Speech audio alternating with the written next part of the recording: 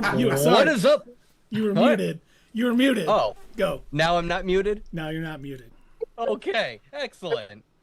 What is up, fellow nerds, and welcome to Not Your Status Quo. Tonight, we are talking about the amazing Penguin season, possibly series finale. We don't know. Love to see more, but boy, what a finale it was. But before we get into that, Keith, Dave, gentlemen, how are you doing? Well, you know what, sir? Anytime we get to watch a fantastic show like the Penguin, I'm in a good mood.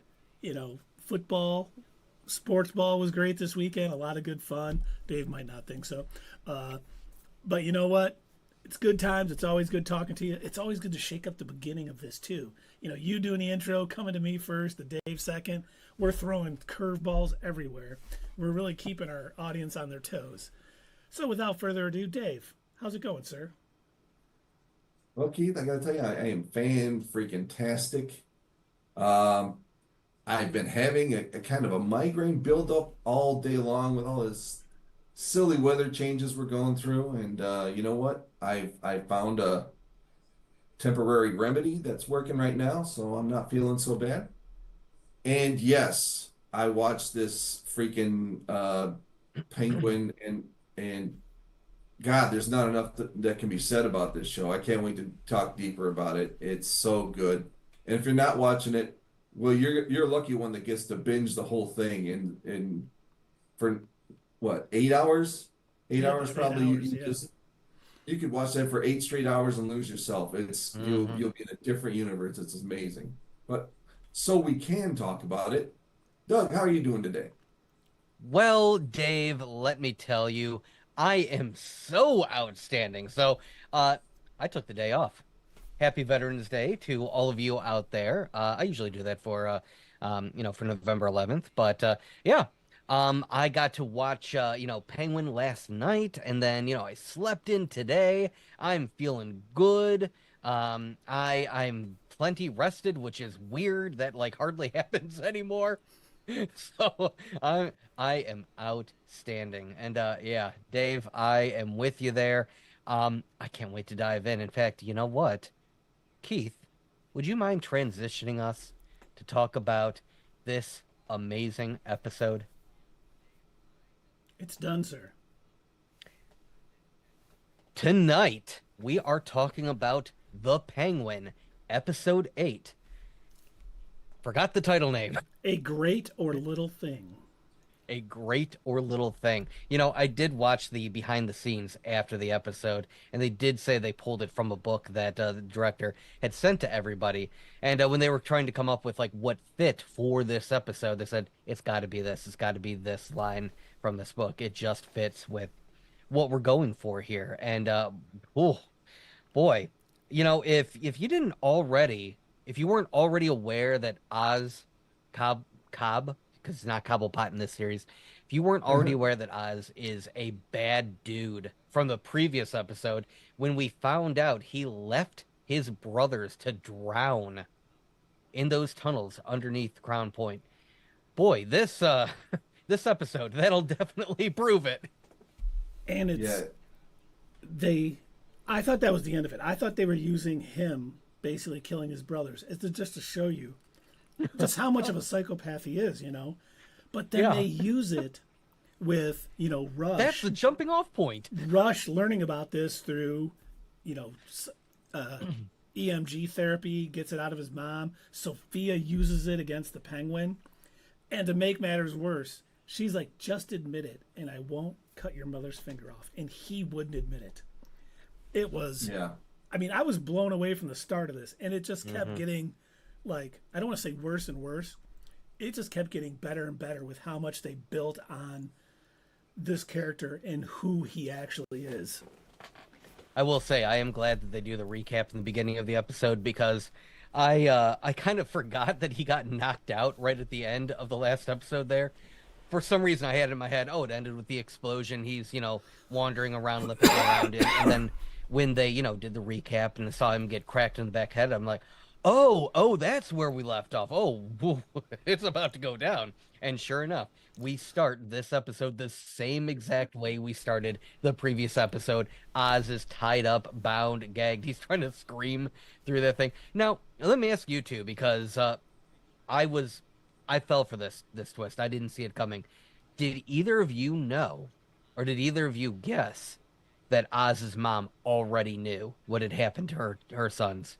I did not guess. That was a shock to me. I I had an inkling, but yeah, I didn't really think that she knew. I just thought maybe she's crazy. Maybe she does know. Maybe that was what drove her crazy, or maybe it's just dementia. So it was like I didn't think it was gonna happen, but like it could be a possibility, yeah, type of thing. And not I only did didn't. she know, but Mhm. when you see her talking to, the gangster, and you find out that she was going to have him killed at the end of their little date night, I was like, well, the apple doesn't fall too far from the tree. Right. But hers was a completely different. He did it. He killed his brothers to spend more time with his mom. She was like, oh my God, this little monster killed. The devil is in my house. Yes. Wow. I mean, the writing in this series just built and built on every little thing done, and it was an absolute. This is way overused, so I'm sorry I'm using it. Absolute. Absolutely Absolutely. a masterclass in writing, in acting, everything about the cinematography. It was one of the best. I think Dave said it's like one of the top TV shows of all time on our Slack channel, and he's right. I mean, Oh, he I is. sticking the landing this well, I did. I was hoping, but I'm almost always let down on Can I tell finales. you that I am mad at these writers. I'm very upset. They have made me want to root for the Penguin throughout this series. Like I am to the point where during this beginning scene where they're reliving, where they're showing this, all of this happening, and I'm starting to think, oh, you know what? I bet this is all just in her head. He didn't actually kill his brothers. She didn't actually know. None of that actually happened. This is all from the hypnosis ring.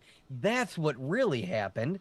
And I'm thinking, yeah, okay, it's all from this, and it's all in her mind. And I'm trying to convince myself while I'm watching him just be a terrible person until we get to the very end, and then I finally had to come to terms, and I'm just like, oh yeah, okay, he's a monster. Yeah, just when you start to feel like, yeah, he's protagonist and he was kind of forced into the situation he's in, you want to feel a little guilty for him, and then hmm see his hmm true colors. He doesn't care. Oh, He he will kill wasn't. you. As long as he survives, he doesn't care what happens to anyone else. I'd even say that after watching that flashback scene from the previous episode, that he wasn't really forced into it. He welcomed it with open arms. He wanted to be a part of it. He was Yeah. actively seeking it out when his brothers were telling him, "You don't want to talk to that guy. Stay away from him. That's bad news." And Oz is like, "Hey, how's it going, so and so? Man, it's really great to talk to you." And it's like, oh, he knew what he was doing. He's always Yeah. been a little monster, a little devil. Yeah. An absolute Yeah. sociopath where he's just disconnected from all the bad things he's doing. And Did you say absolute? He I said did. an absolute sociopath. And you're right. The fact that they had the person he's kind of going up against being Sophia, hmm the hangman, even though she's kind of the hangman, but not really. She didn't do the Not initial really. crimes, but Yeah. she definitely did enough bad things. You can almost root for him. And then they do hmm that complete 180 when you find out more about him. And I mean, you went from like rooting for him from like, oh my God, like blood is boiling. You just want to see him. Doug said it best. I can't wait to see Batman kick the crap out of him. And it'll be like Joffrey getting murdered in Game of Thrones. The Right? cheer that will erupt in the theaters because they turned him into a sympathetic character, into such a villain, such you know, just universally hated by everybody who watched it. And I can't believe That's that. that's that genius of the writing, man. They took you on a roller coaster, and you believed in this guy for like half the season. You're like, he's really not that bad. He's just doing bad things. No, he really is that bad. They took you like, all right, let's get you to like him, and now you're gonna hate him. And And that's genius. they sprinkled it in all season. You saw he would say anything to anybody to get his way. And you kind of think he's just kind of doing that to stay alive, but then you realize that's just who he is. He, has no code.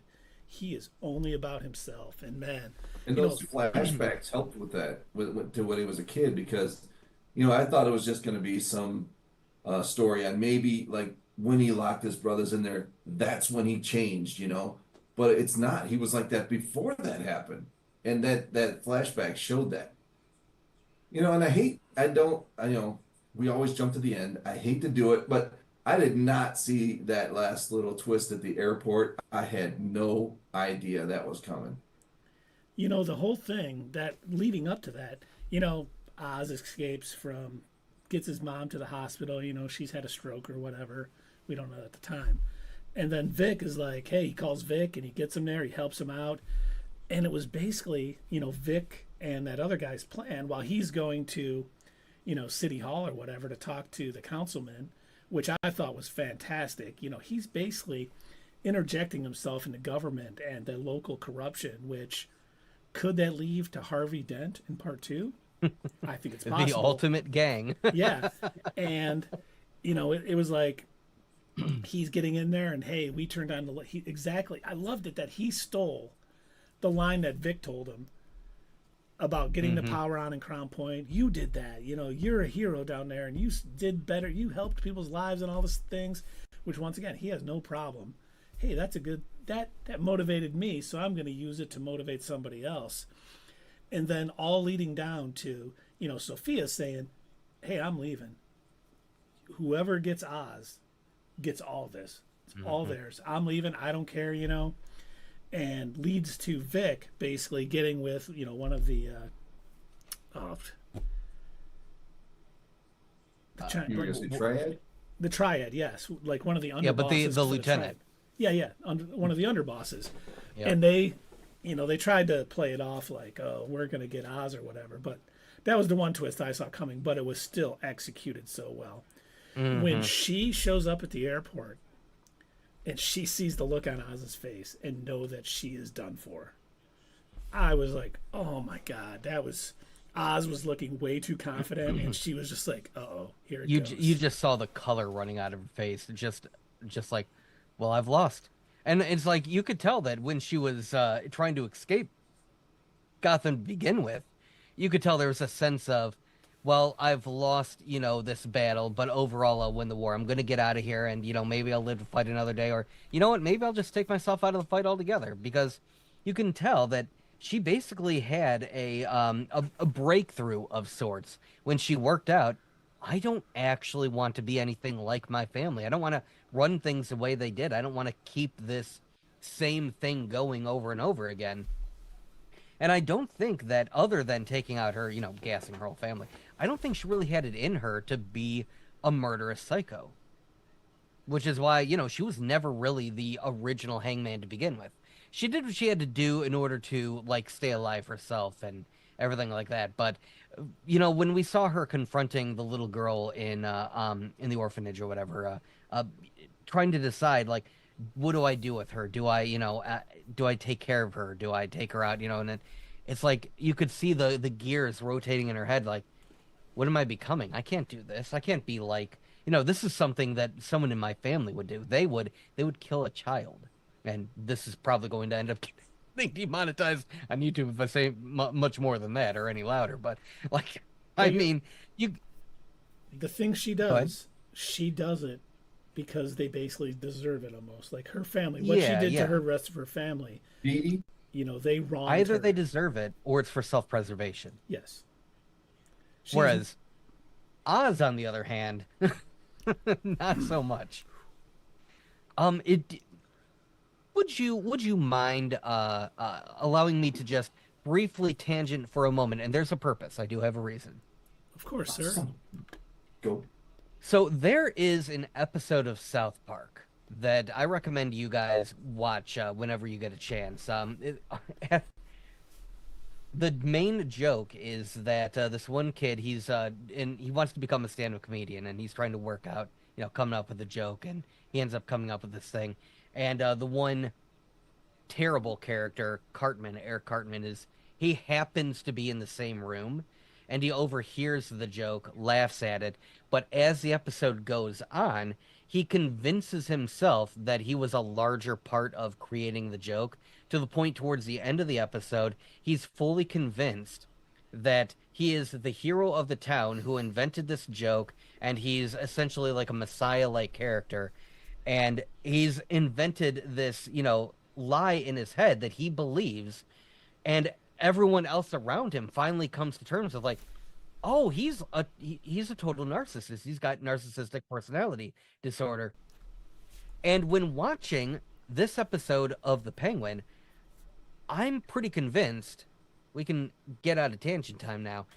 I'm pretty convinced that Oz also has either borderline personality disorder or narcissistic personality disorder, because you see him going through telling these lies, and I feel like a part of him begins to believe them. Like when you had pointed out when he went to City Hall and he's, saying what Vic told him, I bet there was a part of his brain that had him convinced, I came up with that line. This came from me.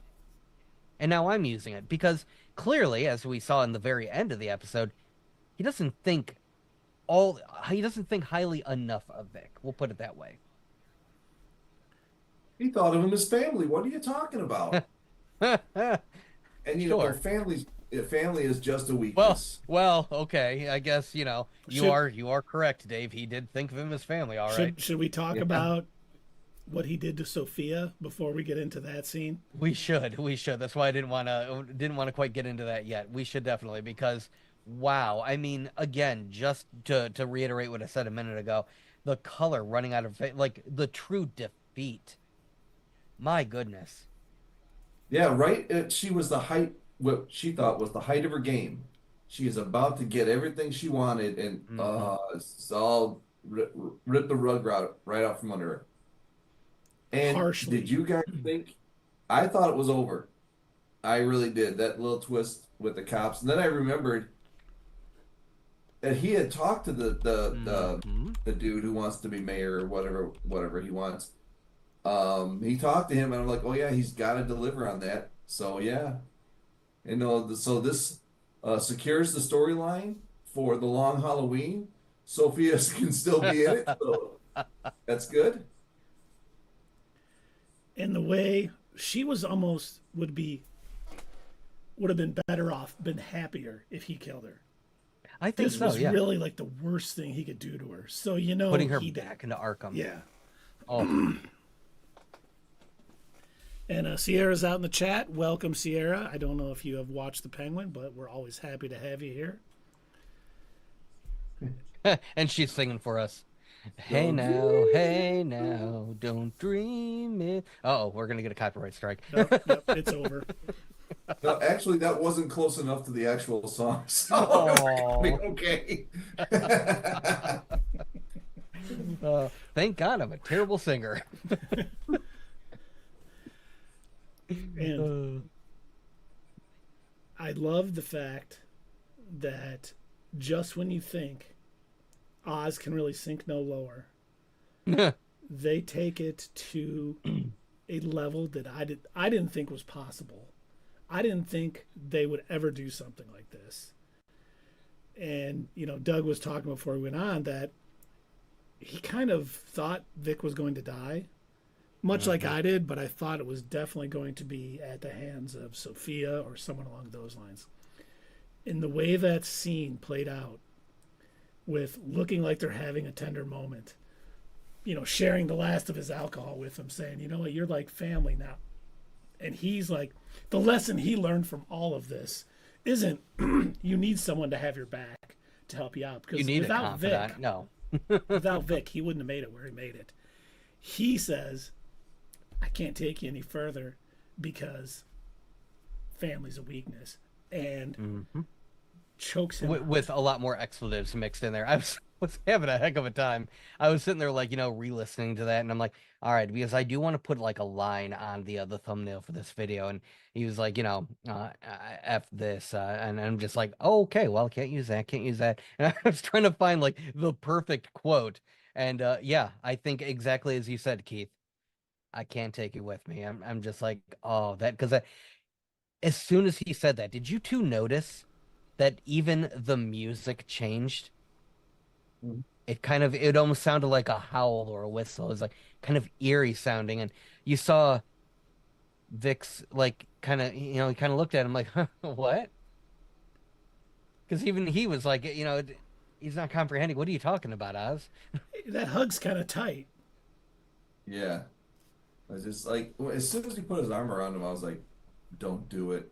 Don't do it. I I know go, the show has a good way of, you know, shocking me, and they don't do what I think they're gonna do. But when he did that, I was like, he's gonna do that, isn't he? Don't do it. Don't do it. And he that didn't. was the hardest thing to watch. Like I wanted to turn away. Seriously, it was rough. It was one of those scenes that just got me so angry. Like, Yep. you, oh, what is wrong with you? I can't believe it. And I was like, it was funny because after watching, I was like, man, kudos to the writer because they made me feel so much in that one scene. And Hmm. unbelievable. I mean, I don't know if we'll ever get something like that. Mm. That was they took it to a place that I didn't think Warner Brothers and DC would go. And it is And then just setting it. he just stands up and walks away. No, no. Oh He no, no. takes the money out He of his he takes wallet. his wallet first. Yeah. And then thump. It's not Dusts off, walks away like no big deal. like he was nobody. Yeah. I I mean just zero motion, nothing. Like, well, I'm done with this tool. It's broke now. I don't have any use for it. I And can't I have it. I want to alter something that I have said in our previous videos. And I know that I have complimented over and over again Thanos, right? Whenever I'm talking about the ideal villain, the perfect villain is someone that is like nuanced, that isn't just a straight mustache twirling evil villain. I want to alter that because it turns out you can have just a straight up evil villain. They just have to be complicated. I think that's what makes a truly good villain is somebody who's complicated because as we've seen throughout the series, Oz is not a good guy by any means. Nothing he does is for the betterment of anybody but himself. He looks out for no one but himself. And while every now and again it seemed like he was, buddy buddy with Vic, like he was kind of becoming a mentor to him, as we saw in this final scene, he only ever saw Vic as a tool. And Yeah. he He was going said to kill whatever him he in that. needed to say. Go He ahead. was going to kill him in that first episode, and then Yeah. he was like, "Yeah, you might be useful," and you just kind Hmm. of think that, oh, he's learned that he's more than useful and he's Yeah. essential, but he didn't learn that lesson at all. Damn. I still, I'm not going to be over this episode for a very long time because they got me.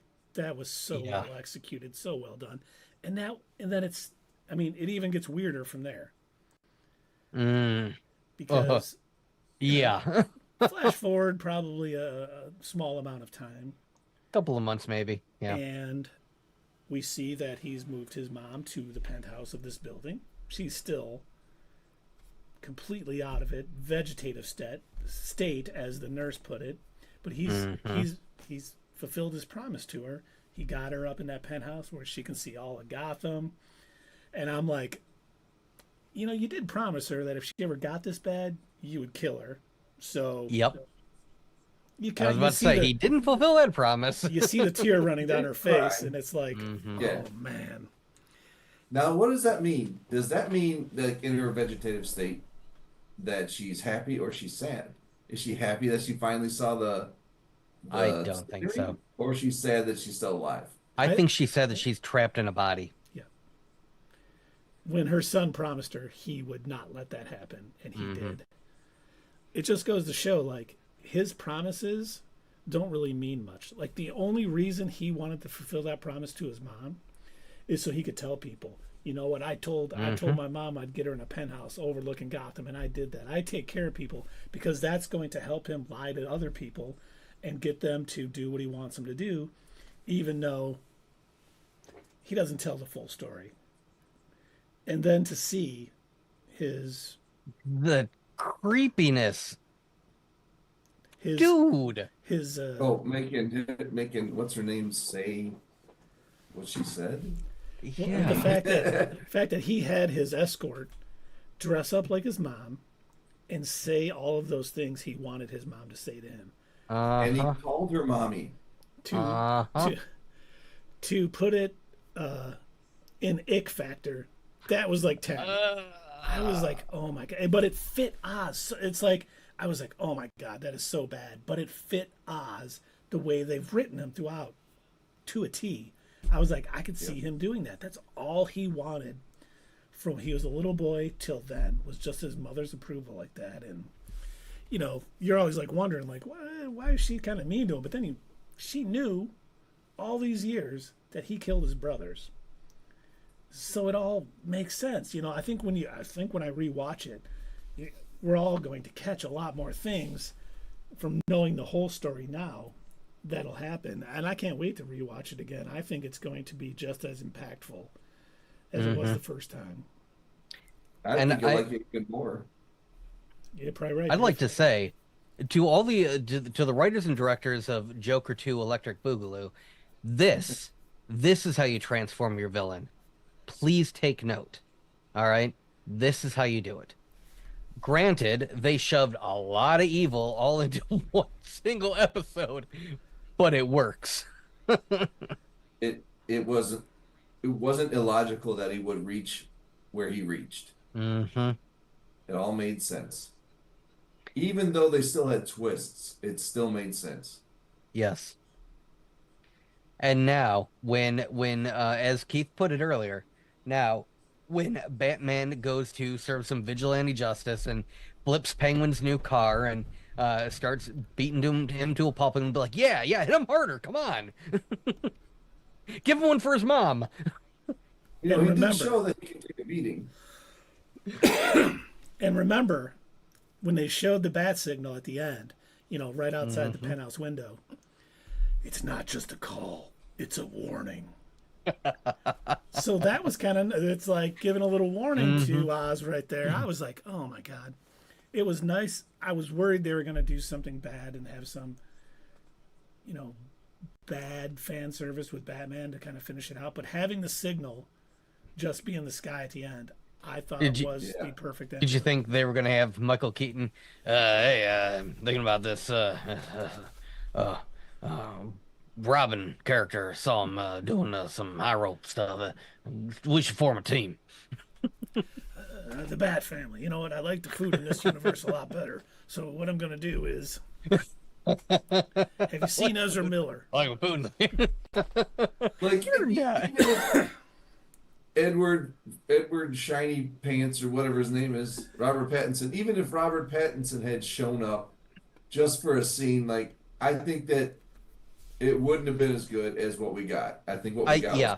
After seeing the bat signal in the sky, I think that was more impactful than actually seeing Batman because, again, going on what Keith said, the line from the Batman, because that immediately it reminded me of towards that the opening scene of the Batman where the guy in the mask is like debating on doing a crime and then he sees the signal in the sky and he's like, no, I better not because he could be That's right. anywhere.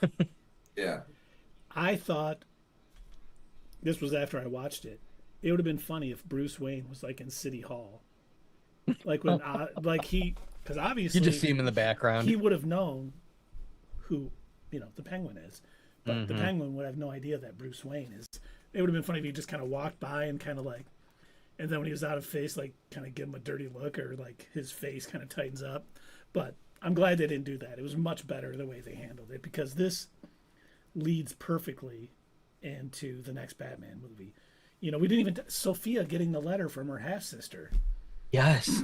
I had many times. not even considered that. Like, I completely forgot about her connection to Falcone from the movie. Totally didn't even cross my mind. So when we got that scene of that's the thing that snapped her out of it. I thought that was crazy. I'm like, oh, she came too for that. Okay. And then I was like, oh yeah, I mean, I guess they are half sisters. I completely forgot about that. And it was funny because Yeah, I I guess rewatched the this, Bat. Oh, go ahead, Dave. I was just gonna say that those the Long Halloween and whatever, Hmm. in between the Long Halloween and the next one, which is I forget the name of it. There was it's called A Cat in Paris, and it Hmm. explains the story of how she's related to Falcone. Oh, And I no think that's kidding. pretty cool. And that I didn't even think, oh my God, that they are half sisters. I wouldn't have even thought of that. That was pretty cool. I rewatched the Batman after the first episode of the Penguin, so it was fresh in my mind just 8 weeks Yeah. ago, and it still. I was like, oh yeah, oh man.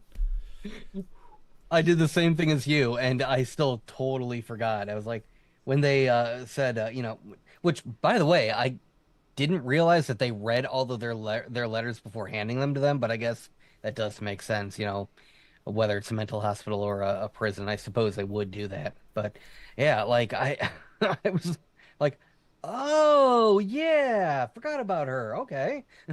And Rush So is how does back he at still Arkham. get to be? How does he still? Yeah, how does he still get to be the doctor at Arkham after everything he did? Well, he probably just reapplied and said, I'm back for my sabbatical. They would have no idea that he was working for Sophia all that All of time. Gotham is so corrupt and crime ridden. I mean, come on. Now, what are the chances that he's going to end up becoming some kind of villain? I was going back and forth wondering if he was going to be a variation of Scarecrow or something, but I don't know. I feel like he's going to eventually evolve into a villain in his own right. I was thinking Hugo Strange, who Possibly. because he kind I was of just ran kind of hoping Arkham he at went the away. what? I was just kind of hoping he went away. I think He he's gonna just play a part in the next movie. He he's a he little creepy. he. I was He's gonna pretty say creepy too. he is that creepy figure that we know is going to, especially seeing, that how he can use that, his abilities to pull out things, and I think Doug might be right. It's going to kind of be not a fear thing with the Scarecrow, but the ability to kind of put people under a trance and Hmm. gather information, especially if he's working with Sophie and Catwoman to kind of help do bad things. I guess we'll say. My question is, how far out are they going to build this universe, knowing that there's a whole DCU going on, and then they're going to have their own Batman? How much more of a universe are they going to build with this Batman? I hope a lot Hmm. because I mean, they're kind of calling it the Matt Reeves, the Batman crime unit. I can't remember what they called it. They had a name for it, and I'm all for it because the DCU Batman is gonna not be as grounded as this. It's gonna get into the more fantastical sort of Batman side of things and the villains and all that stuff. And I like where this is going. I mean, it was funny because I don't know if you guys saw this. Someone, I can't remember who it was now, but one of those fake sites posted that they were working on a Joker standalone Yeah, I show saw for that. HBO Max. And James Gunn could not have been faster to say this is absolutely not true. And I did just say absolutely. But because they don't need a Joker. The whole lure of the Joker was that he didn't have a backstory. Right. And I mean, you don't know what he's going to do, you don't know much about him. And to fill in all of those gaps would be a disservice to that character where it only Mhm. helped with the Penguin. So I'm glad they're making the right decisions. But, you know, and we talked about this was supposed to be a one series, and we had talked about it before that this was basically part of the first Batman script, but because it was so long they cut it off. But because obviously it was so good they didn't want to just scrap it, so they turned it into the show. So I mean, we may get more spin-off shows, we may get, you know in writing the Batman Part 2 or whatever it's going to be, he may have, Matt Reeves and his writing crew may have more stuff and be like, you know what, let's put it on Max, because they're in a good situation where hey, we can, expand our universe more by having a streaming show. And with how popular this was, this, as it should have, was gaining viewers every week through word of mouth Mhm. or whatever it was. I mean, outside of IGN, everyone thought this was a great show. And it just gathered and gathered viewers. So, I mean, I think they're in a good place where as long as they keep the quality up, it'll be, Yeah, they can do that's what more. I would hope. And so far they've given me no reason not to trust them. To me, they're like the Russo brothers. Everything I've seen by them, I've liked. So they're not. I would think it's in good hands. I would think that they wouldn't go forward if the story didn't make perfect sense. They had such a complete thought with this show that they would have a whole complete thought with another show. It wouldn't be dangling out there and say, "Well, there's this mystery we got dangling here. We'll solve it later." No, if they say something, I just feel like they're going to have a complete thought. They're going to tie those ends up by the end of the show. They're very good writers. And you hope the Oh my executives gosh, don't get yes. involved and say, we need more spin off shows because this was so popular. Dave is You right. know they're going to. I know. I know. But I'm hoping Matt Reeves is good enough to say, hey, if it doesn't move the story forward, doesn't push the needle, He does we need to don't need put to his do it. foot down. He needs to put his foot down. James Gunn needs to put his foot down because the thing that these executives won't realize is it's not the fact that it's the Batman spin-off. It was the fact that this was the right character with the right writers and story that worked. They can't just do this for every other Batman villain. There's no way that they would be able to pull this off expertly with just anyone. And I guarantee there's some executive jotting down, we're going to do this for the Joker now. Oh, some executive was probably like, oh my God, we need a Catwoman show, a Joker show, Hmm. a. Who else could we possibly get? They don't call it the new 52 for nothing. We need a Riddler prequel. We need. Right. Oh, God. How he got his internet connected. See, now I think a Catwoman show would be really interesting. Let's see how she became who she was. That would work, I, I I think. would also be interested, but for a slightly different reason. So, going back to like what Keith and I were talking about, how, we kind of forgot about her connection to Falcone. So, first off, I'll fully admit, I didn't realize that that was comic book canon as well. Mhm. I thought that was something they had invented for this movie. But one of the things that I do remember from the Batman animated series that used to come out, in the 90s and then eventually led into the Justice League cartoon, they always depicted her as having stolen enough to be, pretty wealthy to the point where when Bruce would invite her to, big gatherings, galas, and events, people knew her. Oh, Miss Kyle. Oh, Selena Kyle. And, she traveled around within wealthy circles. And so it's got me wondering now, the fact that she is announcing that she is, a daughter of Falcone, is she then inheriting some of his fortune? I would assume so, yes. Because there Since there's are no no one more, else left. except for the little girl that was in the Hmm. thing. There's two people now that are not incarcerated or dead, and that's Selena Kyle Yep. and the little girl. So as soon as I saw the letter and saying your half sister, I was like, okay, what's her angle? Because she doesn't care Hmm. about Sophia. She Right. she probably wants to get her hands on some of that Falcone money. She probably thinks Sophie is a hangman. Oh yeah, I mean everybody does except for Yeah. the few people that are still alive that know. Hmm. And I thought it was funny, like his escort. I can't remember. It was it Eve. I can't remember her name. Doesn't matter. I think that might have been her name. I forgot now. But she knew about how Oz was. She even ended Yeah. up saying, hey, look in Crown Point because she's like, I'm not the hangman. Oz knew the whole time. He never told you. Like, Hmm. he's not a good dude and he doesn't really confide No. in you. And then, but she was back because that's where the money was. And I was like, it really showed Yep. her character too. Like, she is, Well, it's where the money is, but also like she knows what Penguin is capable of. oh yeah. Yeah, yeah. Not only that, I was to say he might find her and kill her. Exactly. So she's going to do what he says. She's going to give in to his demands, his weird little freaky, pretend to be my mom, which I hope it doesn't go beyond dancing because gross. Super gross. And I hope it Please, was. please tell me he sent her home after that. Okay, good dance. It's been a wonderful evening. Have a nice night. Yeah, I hope I'm he doesn't doubting it. keep doing it too. Like it was a one-time thing, so he could hear his mom say, "I'm proud of you, and you're good, and you did fulfilled all your promises except for the one." Uh, and we're good, and then, yeah, they can move on. But that was, I'm telling you, that whole ending was just like I was just like shaking my head in disbelief. Hmm. Like the football game was still on, and I didn't even turn it on right away because I was just like sitting there like, what did I just watch? Good God, Right? what are they trying to do to me? I've always been so nice to Matt Reeves in his movies. Why are they doing this to me? Poor Why are Vic. you doing this to me?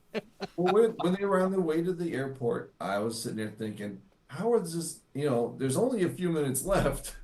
How are they going to end up with him as the mob boss of Gotham? I don't see how it's going to happen. Well, But they they showed did. you. They showed me really quick. And once again, it wasn't just some twist that they didn't, because he has been preaching from day one to all of these gangs. The Falcones and Maronis have run this town. They don't care about you. They're just the heads. They just use you. You're cannon fodder to them. Blah blah blah. And it ended up working because they took out the heads of their minor gangs to take it over and be fully behind Oz. And I was like, wow, man. Even though they set that up the whole time, I didn't see it coming. They, Yeah. I I knew. feel like that was more of a I don't know that Penguin planned that.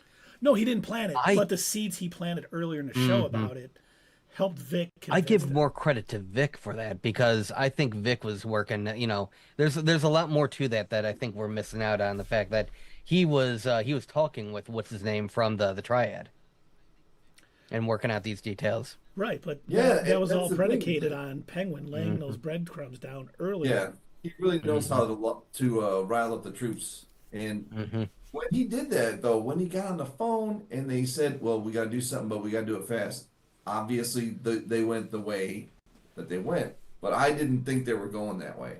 I thought they was going to say, "Hey, let's kill him and we'll be the kings." That's what I thought was going to happen. That's some more good writing when you don't know if it could go either way. You Hmm. know? And I was kind of the same boat. I was like, okay, is Vic going to convince them or is Vic going to get turned by them? Like they're going to say, don't side yourself with that loser. We're taking him out or whatever. Come with us. And I was like, that could be how Vic gets killed.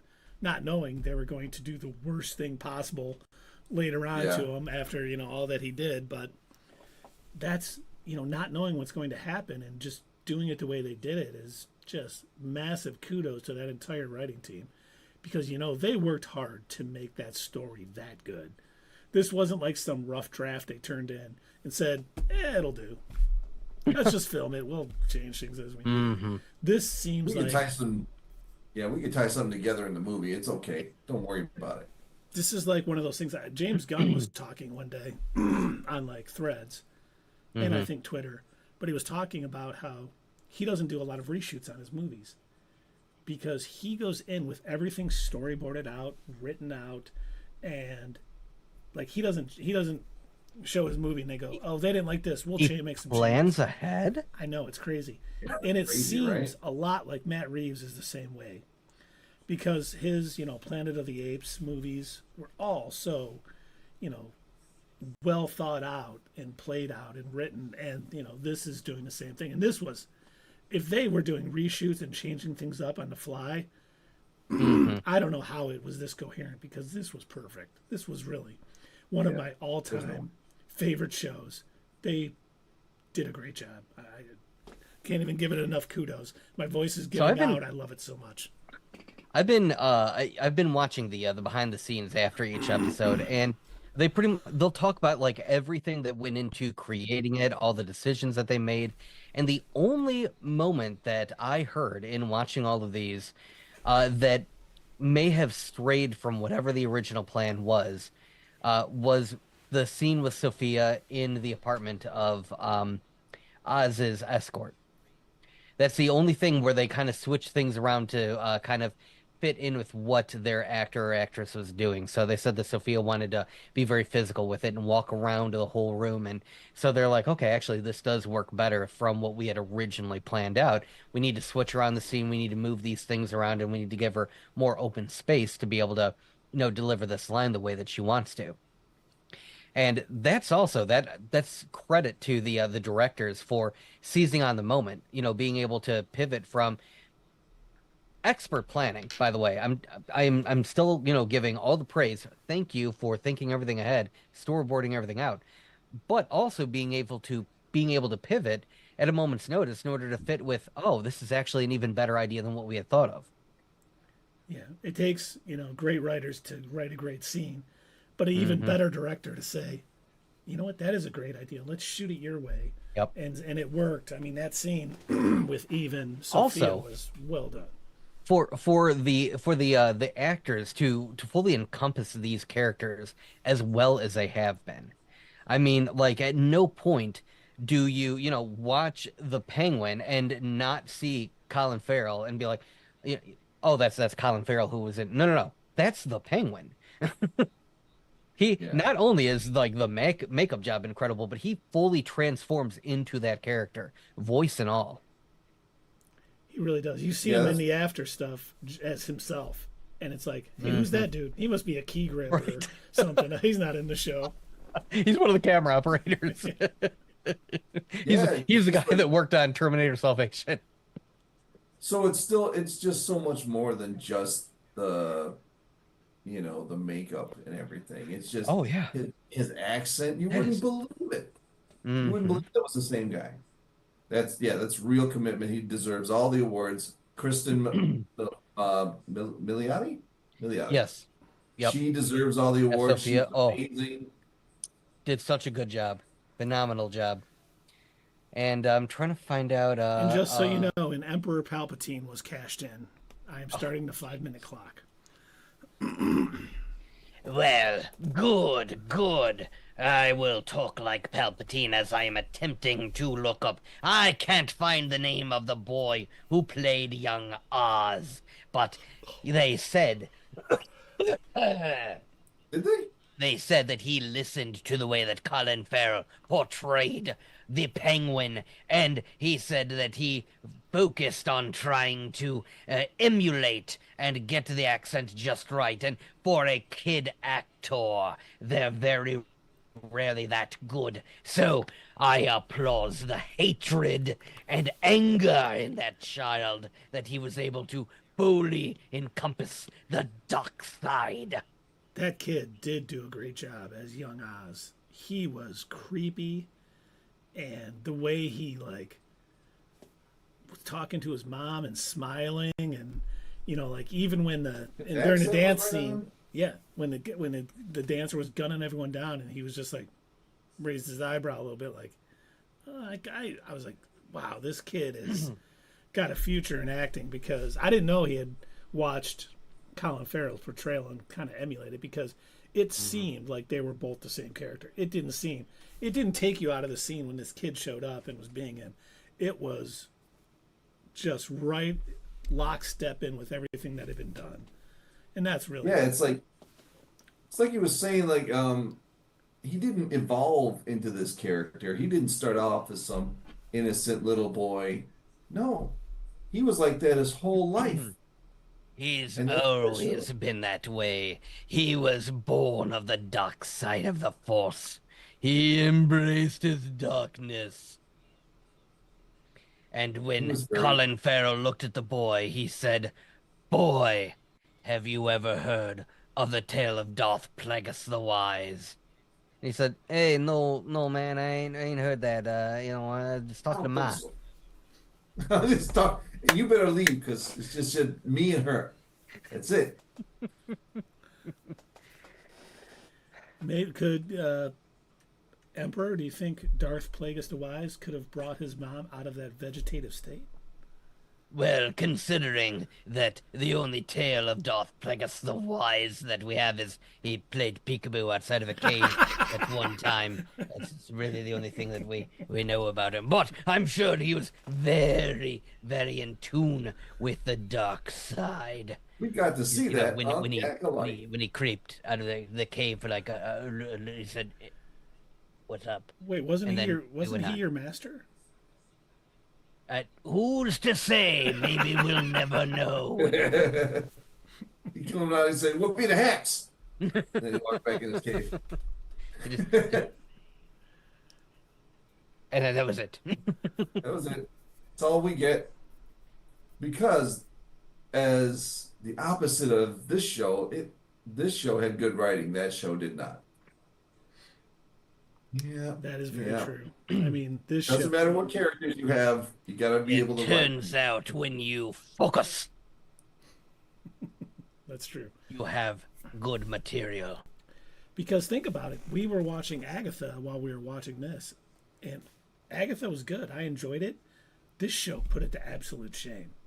I mean, Yeah. it's like night and day, the quality between the two. Agatha was good, don't get me wrong, I enjoyed it, but is nothing compared to, like, this is Daredevil on Netflix. This is, I'm sure Dave has a show in mind that he thinks is, top tier. Good, Oh, yeah. good. Strike Smallville, me down. That's why I said top 5. Because I have to include Smallville. No, I mean, So they really did it. I mean, without a doubt, this will go down as like even like one of the best shows. It's not yeah. just one of the best comic book shows. They just did a tremendous job all around in every aspect of the show. There was no weak points in my opinion. And It's like Breaking Bad level. It's that good. yeah, If you recall, there was a diabolical scene in Breaking Bad that was very similar to this in The Penguin, where Walter White instructed his team to eliminate any and all witnesses in their prison, and it was truly dark and evil. 5 minutes Yeah, is you up, crossed the sir. line. Oh, good. But yeah, I You was definitely, actually thinking about that. What's that, Dave? I say you definitely crossed the line there. A little bit, a little bit. But yeah, it reminded me when we're seeing like all these scenes of these underbosses and lieutenants finally taking advantage and like standing up and like, no, we're in charge now. Also, I was wondering, do you think that part of Oz also thought, you know what, Vic might do this to me one day? Oh, maybe. But I thought he was pretty honest when he did it. I think that he just didn't want anybody else to be held like against him. But he's also That's a pathological liar too, so who that's knows? true. That's true. Who knows what he's actually truly thinking from moment to moment? I Like, don't like I would love to know in this entire series what was truthful. What thing did he actually say was truth? I think the things that he said to Vic before he didn't have a use for him anymore. I think those are from the heart, but it didn't matter in the end. Mm. I also love that in the beginning, in those introductory episodes, when he's talking to Alberto and he's talking about how much he idolized that, Rex or whatever his name was, and only to come to find out that this guy almost offed him. you're gonna ride home with Rex tonight. Oh, sweet, Right. Ma. Thanks. Oh, that's great. Oh, boy, thanks, Ma. They're seeing my You're not self going to worth. think so later. Well, should we rate this episode, gentlemen? Oh, Good. yeah. Dave, Well, are would we you like gonna to go? begin? Well, we could go in a weird order again because that's the way we Oh, started the show. So okay. Keith go first. Okay. So, yeah, Keith, why I don't will you go go first. And I just want to say that this episode is right on par with that Sophia flashback episode. I mean, they did everything right. They had me not knowing what was going on or how they were going to handle it, surprises, heartbreak. I mean, everything from the scene with Oz still lying about what he did to his brothers, even though it was going to cost his mother a finger. He was like, I'm willing to let her lose his finger as long as she's still alive, probably. But once again, Doug's right. We have no idea what he's actually thinking. Seeing him,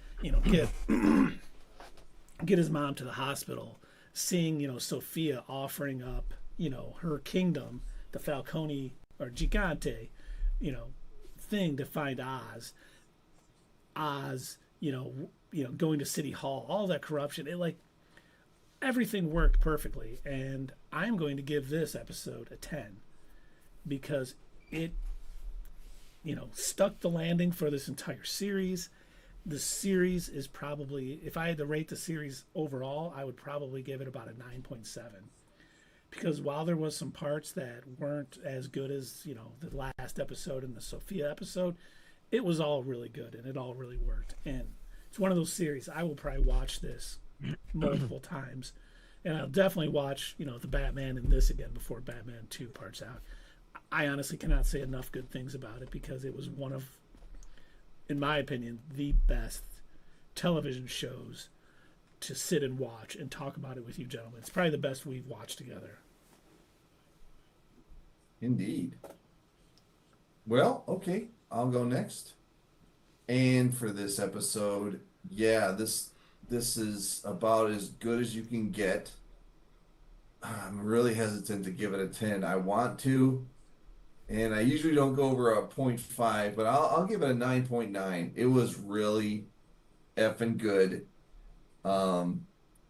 Just each person in their character, they evolve, become their characters over the course of the season. You can't differentiate between, and at the same time, Colin Farrell doesn't look at all like his character.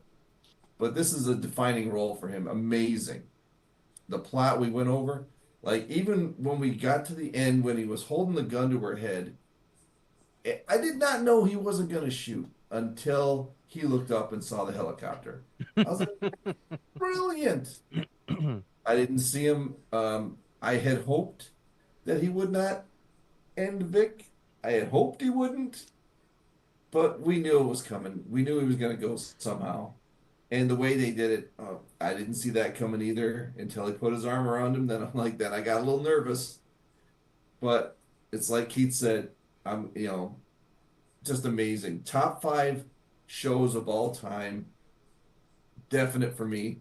We already played what one of them was. And it is in the DC universe, so imagine that. But overall, I think I'm going to give it a 9.5 overall for the series. Yeah, this is top tier television. I cannot agree with you, gentlemen, more. This is some of the best TV that I've watched in a very long time. And yeah, discussing every one of these episodes with you has been a blast. This is something that I would definitely watch again. This is up there with, with Loki season 2, with Andor. These are series that this is going to be in my rotation of comfort shows that I could go back and easily rewatch for like a 6th, 7th, 8th, 20th time. Easily, because it was that good. I'm also I struggle sometimes to give things like a straight 10 out of 10, but this one I will give this one a 10 out of 10. I think it was well earned, with the caveat that had it been longer and given me even more, then it would have been an 11 out of 10. And that was the thing. And I don't mean to cut you off. It never felt like it was too short or too long. Like, yeah. When Dave said, I don't know how they're going to wrap this up in 10 minutes, I thought the same thing. Well, they did. But they did. And it was perfect. Yes, it was. It was so good. I mean, this is... yeah, they did. They did exactly what they needed to do. They found a way to take this character, this villain that we've been following throughout this, the person who this show is named after, that we're sitting there like, how are they going to turn him into a bad guy? Like, we're really liking him. Like, he's kind of like, yeah, he's doing bad things, but, how is he going to turn into a supervillain? Oh, that's how. Like, okay, well, he just... Yeah, those last 3 episodes were dark. Yeah, yeah, I'm sorry. You're sitting there like, ooh, wow, well, that escalated quickly. They've really done a good job of softening Oswald in this series. I mean, he's kind of likable. You hope you. Oh my God. Now the only softening that I want to see happen is when Batman is tenderizing him with his fists. That is the only softening that I want to see happen now because I mean, first off, I like I had said, I guessed that Vic was not going to make it out of this series. I really didn't think that he was going to make it beyond. I figure, okay, there's no chance he's going to die in some way. But I kept looking for him, like, okay, but where's his exit? As we're watching this last episode, I'm like, yeah, but where's it going to happen? Okay, is it going to be Sophia? No, I guess it's not going to be her. Is it going to be, one of the other gang members? No, I guess not. Is he going to get arrested? Because at no point was I thinking that Oz would turn on him. I just couldn't comprehend. Even watching him, literally leave his brothers to drown, I'm still thinking there's just a smidge of hope. There's that tiny little light, inside of him that he wouldn't turn on Vic, because they've grown so close. And that moment when Vic came back and saved his life by driving his car, like you could see almost like this look on Oz's face, like I knew you'd come back, and I knew you'd come back for me. I didn't have a doubt. And so the entire time as I'm watching this, I'm thinking of all the different ways how, Vic, there's no way he's gonna make it to the end. And then we get towards that final scene, and I'm like, oh, this is nice. Okay, maybe he will. Maybe I was wrong. And then you hear that music shift. And that sort of eerie, oh, and I'm like, oh no. Oh no, this is where it's gonna happen. And I'm just sitting there, don't do it, Oz. Don't do it, Oz.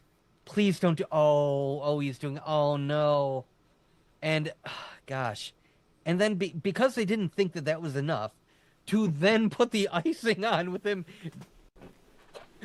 basically imprisoning his mother and then hiring an escort to be creepy with him, like. And don't forget stealing the money from Vic. Oh God, stealing the money from Vic. Oh. Just digging that broken glass bottle into the wound tighter. Just wow. So yeah, this episode, easy 10 out of 10. If you would have promised me even more of this, 11 out of 10. It was just that good. It was so good. And overall, I'm gonna give this series a 9.5 out of 10. It was just there was a couple of moments where I was like, a couple of ups and downs, but most of it was all ups. Everything, like, I mean, this is one of those, like we said in a couple of the other ends of episodes, water cooler moments. These are the kind where I'm like, is it next Sunday yet? Because I wanted to keep watching. And what Dave said earlier, when he said, you guys are lucky, those of you that haven't seen it yet, now you get to binge it. You don't have to wait. Because I mean, to end each one of these episodes on such cliffhangers where you're like, I need to know what happens next. It's that good of a show. I wanted, like, at work this morning, I'm like, did anyone watch the finale last night? Oh, no, not yet. And I'm like, darn it, I wanted to talk to other people about it because, man, that was so messed up. Have you noticed that's been more of a common thing after the pandemic, that you've got people who don't really watch shows as they air that often? Like, I haven't really heard of anything that's reached those Game of Thrones heights. No, you're right. There hasn't really been. I haven't worked in an office, so I don't know. But I know. Yeah, but I mean, like, not even in just an office. Like, in general, like talking to friends and family, or like out in the open, or neighbors, or whatever. Like, the Game of Thrones was such a cultural phenomenon that if you walked outside and you hadn't watched the episode yet, somebody somewhere was talking about it and would spoil it for you. And I would dread the days where I would go in and I had to miss the episode. Something was going on and I couldn't watch it because someone was going to spoil it for me. Everybody wanted to talk about it. I haven't heard anyone be like that for any show. And if any show is deserving of that kind of, treatment, it would be The Penguin. Mm-hmm. Yeah, unlike Game of Thrones, they stuck the landing. I don't think they wasted a single line of dialogue on this whole entire series. No. Everything they said meant something, and it was cleverly put so that it wasn't directly talking about whatever they were talking about. Mm-hmm. It's just, I love good dialogue. I love good dialogue in a movie or a show better than I like the action. If you can put it together in a clever way, you don't have to have as much action. Yep. I agree. Absolutely. Absolutely. And as a caveat, Now, as a Yeah. little bonus item. not a caveat. No, bonus item. Oh, we don't want to do. Not, What you got not for us, tangent Keith? time. We got a trailer. We got a couple trailers this weekend. Oh, I was about to say. All right, nice. So, are you We gentlemen trailed off. ready for the Captain Give me America 30 seconds. Give you 30 seconds? Okay. Honestly, give me 30 seconds. Yeah, that's fine. We'll talk amongst ourselves.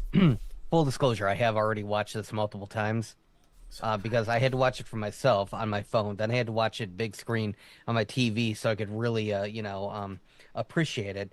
Then I also had to show my dad because he actually likes movies like this, and he's been getting like more into like, believe it or not, his favorite shows of all time are The Punisher and Daredevil.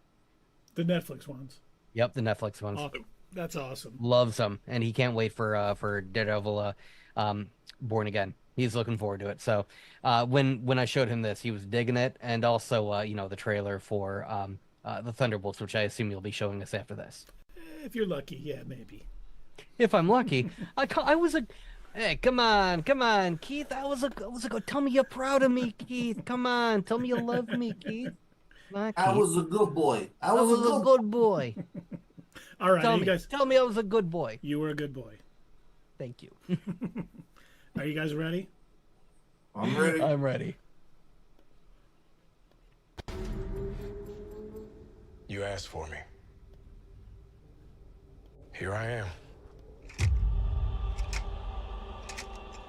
You want to help me?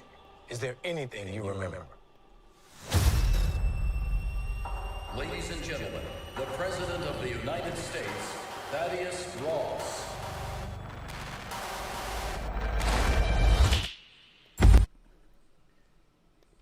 You know, that was nothing we hadn't seen before in the things, but I mean, they are doing a really good job in these trailers of making it feel very Winter Soldiery, very tense, very spy thriller, if you may. That was the exact vibe that I got when I was watching this trailer. The first thing in my head was, "Oh, dude, I'm getting some Winter Soldier vibes," because it felt so different from some of the stuff that we've seen so far. Like it felt like it was lacking a lot of the overt doofy comedy that you see in a lot. Like it wasn't your Thor: Love and Thunder. It wasn't which I'm not knocking those movies. They had what they needed.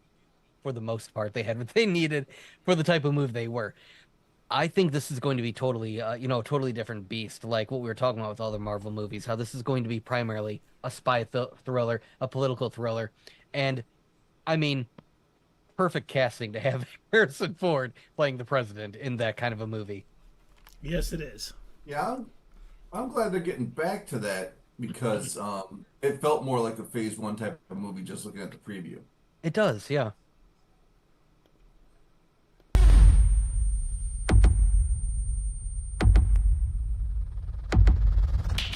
Whatever this is, Camp, be careful. What do we know? There were five shooters. This was a coordinated terrorist attack, sir. I was a wartime general. Now I'm a wartime president. Your inner circle's been compromised. Let me fix it. Watch yourself. You're not Steve Rogers. You're right. I'm not. Seeing that whole, it was a terrorist attack, there was 5 shooters, so there's definitely more than just Isaiah Bradley, who we see kind of mind-bending. He was, be careful, Cap. There's a lot going on here. We know the leader, is kind of probably the main villain of this, so, he probably has his hand in all of this, with Thunderbolt Ross becoming, the Red Hulk and hearing that he was a wartime general, now he's a wartime president.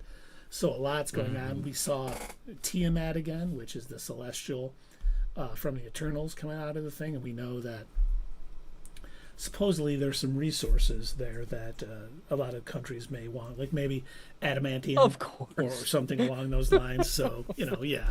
That's the American way. Let's dig into the literal God hand sticking out of the earth and mine it for resources. And also, obvious question. I think I know the answer, but I'll ask. I'll play into their game. This is clearly being released in February as a birthday present to me and Dave, correct? Yes. That's what Marvel's doing. I knew it. Yeah. I talked to Fij. Thank We you. got it set up, yeah. I appreciate it. I kind of figured that was the case, but I'll play into. Okay, thanks, guys. I had no idea.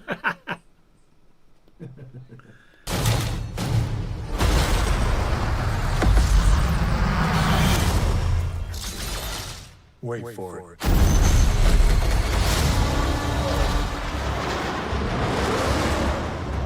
We're on the brink of war. I can't trust anyone. Nothing about this feels right. Captain America. Split screen episode. You have to ask yourself, I who's wonder if that's going to be a playing theme who?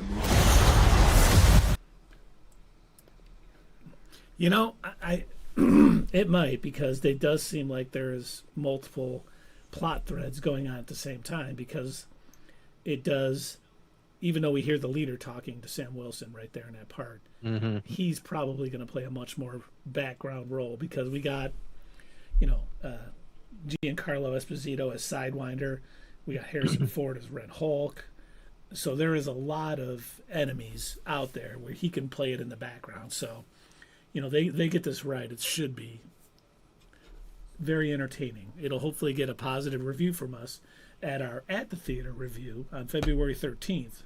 Mark your calendars, people. I'm pretty sure, due to this trailer, I'm pretty sure that's going to be the case. I'm getting a lot of feeling that I'm really going to enjoy this movie. And part of it is probably because we've had so many stinkers lately, but also, I mean, it just legitimately looks good from these trailers. And I hope that this isn't a trick. I really hope that it isn't drawn out and boring. But I do have one minor nitpick and I know that it's just the way that they do these movies now, but boy, does it bother me. It is, and it was super apparent in Ant-Man Quantumania. But the minute anybody lands or goes into an action scene, the removing of the helmet with the what do you call it, nano suit or whatever. Leave your helmet on, or give somebody a physical helmet still, please. Like, I miss those days. Like, it doesn't all need to be like these. And also, when he lands and he's getting ready to fight, that's a good time to have your helmet on. But he had to say, wait for it, because he knew that Sonic Rush was coming. So, yeah, also probably a good time to keep your helmet on. Let's have it separated from your body. Right. But I know the nature of these movies. They've got big name actors. You want to see their faces. But I will just say, have you seen a little movie called Dredd? Judge Dredd? No, Dredd. No, I know. The second one. We don't speak of Judge Dredd. That movie didn't happen. Under the...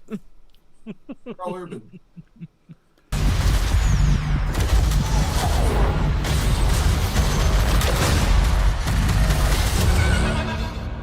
Someone's been pulling the strings on everything. You're under arrest. Using the shield. I don't want a variable out there that I can't control. Captain America, caught without his wings. I do. I love that line too. Captain America, caught without his wings. God, Giancarlo is awesome. But, they even hint at it here. There's someone pulling the strings behind the scenes. So there's going to be a lot going on that obviously looks a little different to the public than what we're going to be learning as we go through this movie. And, man, just execute it well, please. Because, even seeing, I think Dave was saying, when those missiles are coming, he throws his shield and he hits a couple, then he gets it back and he like puts his wings around it to kind of shield himself as he runs through it. That just looks cool. That's like something straight out of a comic book that Sam Wilson, Captain America, would do. So I'm glad they're kind of leaning into that. And Oh, they got the Falcon in there. what's that? The new Falcon's in that movie. Yeah. Yeah, that's pretty cool. And we haven't So seen it them winged tells up us- yet. But it tells us that they're thinking ahead. They're continuing to build out the team and making sure that we are never going to not have Avengers. Yeah, I think That is true. Disney higher ups are going to be like, we need an Avengers movie we need an Avengers movie or an X-Men movie every 2 to 3 years. If you don't give it to us, we'll get someone who can. I'm sorry, Mickey, but the others are dry. Milk it more. But I need at some point in this movie, Harrison Ford, after, turning back into human, I need him to just say, well, you got me. I'm a hawk.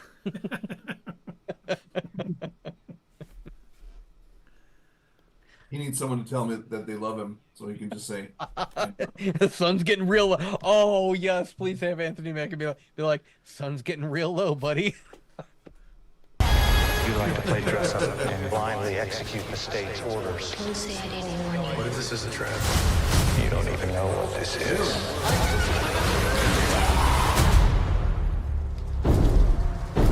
Since when were they bred?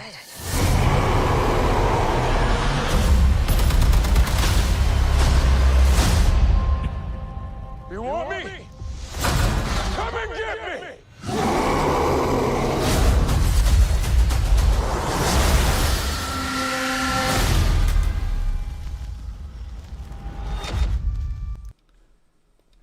now that's some strong metal. Well, that's vibranium. Remember that he got those wings from, not Wakanda. Shuri. What was her name? I can't leave her name. But yeah, that's vibranium wings. So yeah, there's a reason that they're able to cut through that car like that. And, I just watched that and it's like, how the heck is Captain America going to defeat the Red Hulk? Rolk, if you want to call him that. Like, is it Rolk. going to be, well, the sun's sure getting low.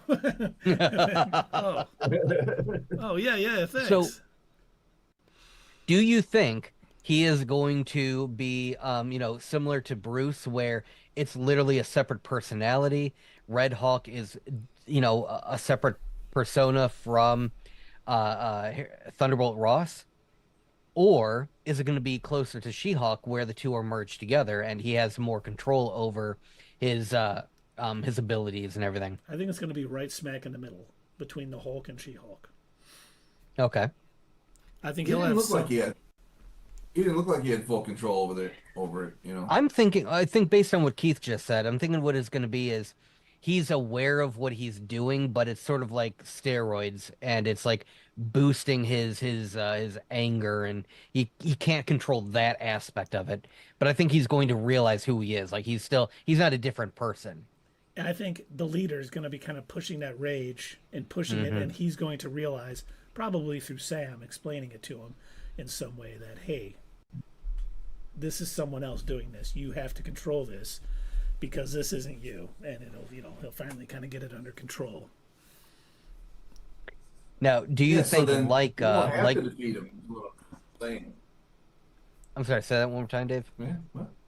I said he won't have to defeat him because they're going to end up teaming up and going against the leader. Ooh, I think that could that's be a way very of going likely, about it. yes. Now, I've got a question. Do you think that similar to Captain America Civil War, or not Civil War, Captain America Winter Soldier, do you think we're going to get cameos from any of the other Avengers kind of popping in? I don't think during the movie. I think post-credit we will. Okay. I think we'll get something about putting a team together or something, hey, we need... Because we know Thunderbolt Ross talks about him wanting to lead the Avengers. And we need an Avengers team. But I don't think anyone else will pop up in the movie until a post or mid-credits scene. And then they're going to talk about going to, Planet Hulk, right? And wasn't they going to lead into that or something? I think we'll definitely be hinted at World War Hulk. Or World War War Hulks, if you want to call it that. So I think that's a very likely scenario. Now, we also got something else from D23 Brazil. We got more Thunderbolts footage. Are you fine, gentlemen, to take a quick peek at all this fun? Yes. Thunderbolt asterisk. Asterisk, yes. I love, and also I love that they like explain why they're doing that. Like, that's a terrible name. We're not going to actually go by that. We are Thunderbolts. I love that. It's Alexei too. That's so fired up about it. Yes. I want to preface this by saying this is also another movie that I'm really looking forward to. Again, mostly because of the trailer, because it looks so fun, and I was getting a lot of James Gunn sort of the Suicide Squad vibes from it. Let's take a look at it. Oh, America's so big. You ever drive through Oklahoma? It's so flat. You got a convoy approaching fast. Step on it.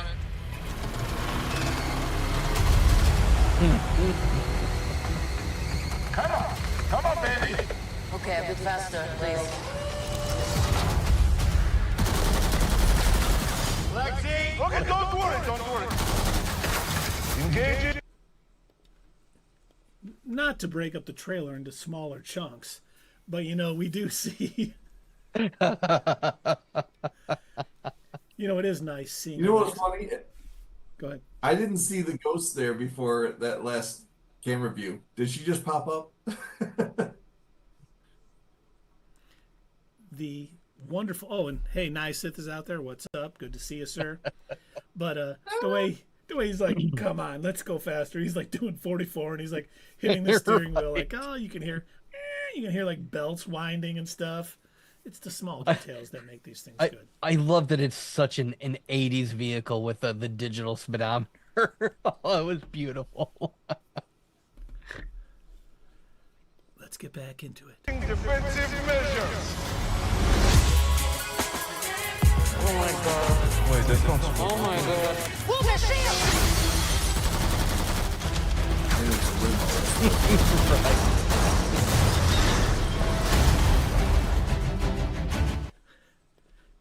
Is it me, or did she even seem a little surprised that she took out like that Humvee with her pistol? Yeah, clearly I think she realized pretty quick that I didn't do that. There's no way I did that. Right. She's an experienced warrior. She knows what she's done. She knows a pistol isn't going to blow up a Humvee. Yeah. And Sierra said, ugh, I don't know about this movie.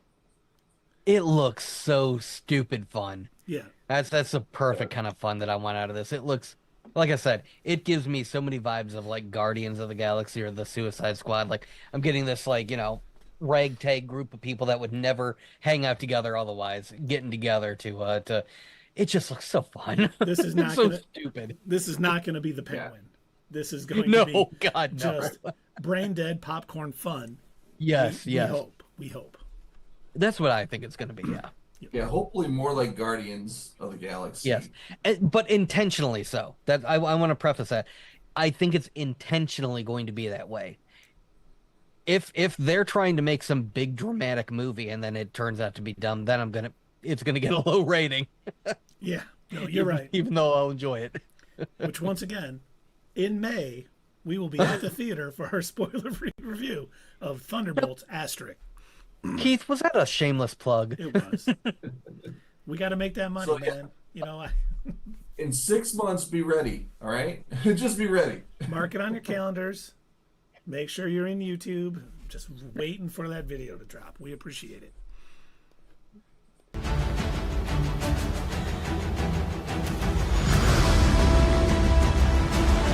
Is that Bucky? It's a Winter Soldier. That guy is so cool.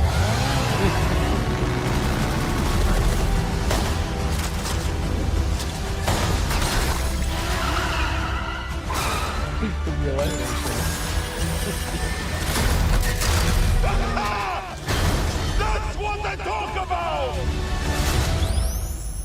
That's not good. That's a good arm.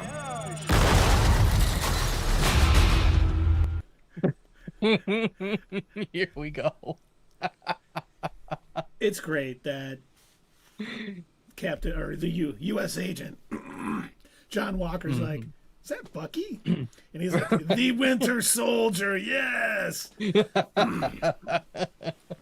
And at the end, right, like, you know, they're all happy that he took out all that convoy or whatever. And it's like, I hear John Walker's like, he aims at them like, he's like, oh, right. What's he want us for? And it's good beautiful. That we see the more talented, the more, what's the word? The more capable Winter Soldier. Because we don't always get to see that. You know, he was really amped up for Captain America, the Winter Soldier. And then, you know, for story reasons and other things, he's not as, you know, capable at times. Prominent, yeah. So it's good to see that. Yes. Oh, man. And by the way, were you guys kind of like getting some like, oh, kind of looks Terminator-ish? A little bit. Riding on the bike, flipping the shotgun around to reload it. Come with me like, if you want to live. Yeah, exactly. If we get that from Bucky, I hope so. That'll be fantastic. How crazy is it to think of all the monumental fights that happened exactly here where you're standing? I mean, the place wasn't cheap, but it's got good optics. Look at you. You are all so adorable. Eat shit, Valentina. Oops. I put the wrong transition in there, but that is definitely Avengers Tower, right? Yes. Yes. Yeah, that absolutely. Because she even comments, you know, she says, you know, a lot of battles have been fought here. This place is very expensive, and you can see Tony Stark's former bar and everything. So, yeah, that's definitely what that was. Do you think the asterisks could be her wanting to call them the Avengers? I could see that, yeah. I could see her thinking that, you know, her team is going to be the new official government sanctioned Avengers. Because we did see in Dark Reign that Norman Osborn, this was in the comics, that Norman Osborn, Norman Osborn set up the Dark Avengers with villains posing as heroes. Well, these aren't really villains per se. It definitely looks like she's trying to get a team together to pose as the Avengers, which we saw her doing, you know, like towards the end of a lot of the series that we were watching, you know, previously on Disney Plus. We'd see her show up at the end and essentially be like the anti Nick Fury. Yeah. Nick Fury. Thank you, Nick Fury. Well, and we see Yelena say, you know, eat crap to Val, and I think, do you think that'll have something to do with her saying, you know, Clint Barton killed the Black Widow. Now you got to go get him. And obviously, as you said, there may be some animosity because of how that all went down. And I hope they don't just push it under the rug. I hope we do see that kind of play out, like, you know, kind of like Oz, we'll say. You know, she'll be like, you lied to me about Clint. She's like, hey, that's the intel I had. How would I know? But I got something else for you. What I need you guys to do. And they'll just, oh, yeah, let's go. They probably will do that, but hopefully Yelena won't let it go. Oh, I don't think she will. I think she'll have it. Like, she'll be like, okay, I'll do this or whatever, but I'm watching you. I was talking as Yelena, not to either one of you. The assignment is... Oh, wait, hang on.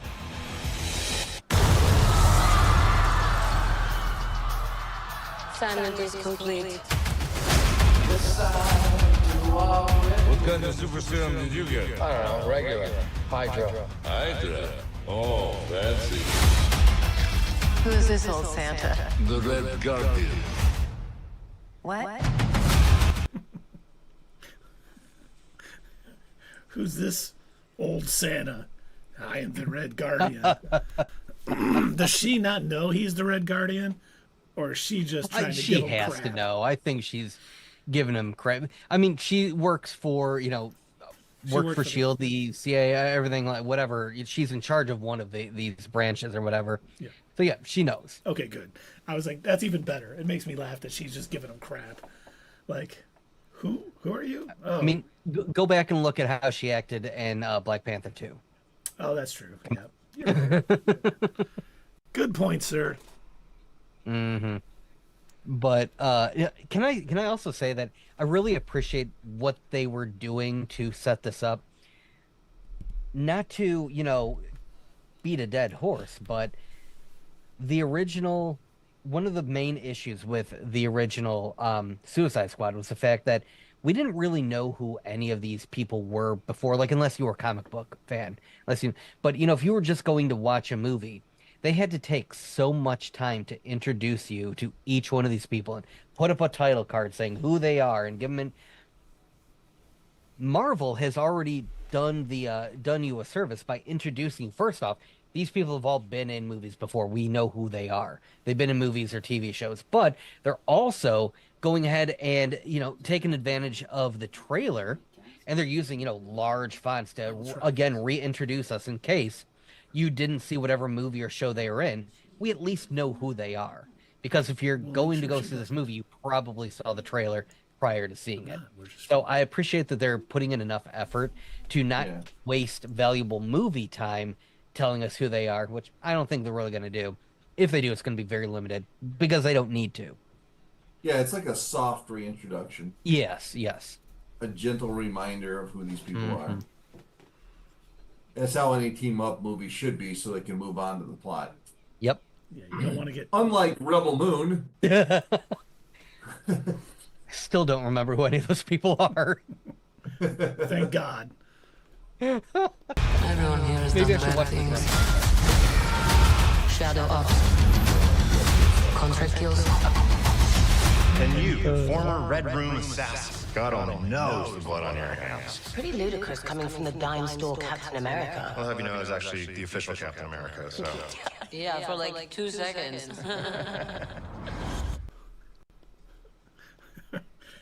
I'll have you know I was the official Captain America. Oh yeah, for 2 seconds. Right. I like that they give each other crap. I hope that continues out through the entire movie. That seems like a Joss Whedon Justice League type of thing. That scene where they all sat around giving each other crap. But better. Yeah. We'll see if it's better. Yeah. Hopefully. It seems like, based on this trailer, that it would be better than that.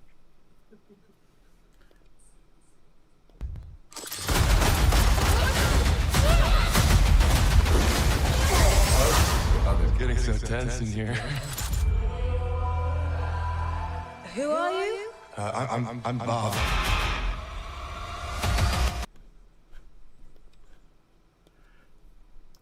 I can't wait till people find out who the Sentry is. Because he's going to be introduced. Hey, it's getting kind of tense out here. Totally laid back and chill. Wait till the Void shows up and starts ripping people apart. I mean, we'll find out who this character is when the movie comes out. They could have had that been Rick Jones, whatever. But I think you mean Rick Jones. I don't think Rick James is going to come out and start singing Super Freak. Super Freak or he might.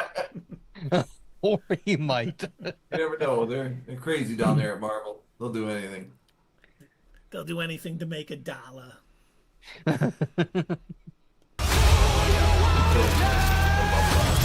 We're just drifting. And we don't have purpose. You can't escape the past. So you can either do something about it now,